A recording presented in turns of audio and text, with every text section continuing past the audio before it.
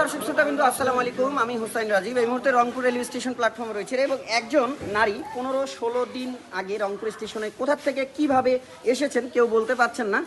স্থানীয় কয়েকজন এলাকাবাসী এখানে তাকে জিজ্ঞাসা করার চেষ্টা করছেন যে আসলে তার পরিচয় কোথায়, তার নাম কি এবং তিনি কিছু খাবেন কিনা, এই মুহূর্তে কোথা থেকে এসেছেন কোনো কিছুই তিনি বলছেন না, শুধু স্টেশনে বসে থাকেন।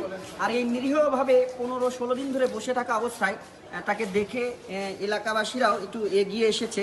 আপনারা একটু বলুন তো ইনার ব্যাপারে কি দেখেছেন আর কিভাবে কি কোথা থেকে যে আসলো না আসলো এটা আমরা দেখলাম না। এই প্ল্যাটফর্মে পড়ি থাকে, গঙ্গায় কেকায়, এই পাকার ওপর সুতি থাকে, খায় না, কিছু কথা বলে না। তা যদি কথা না বলে না খায় তাহলে আমরা কি করব?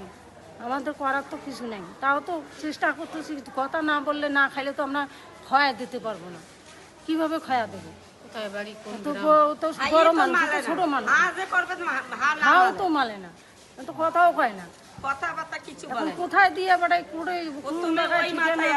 না ঠিক না আমরা তো বলতে পারতেছি।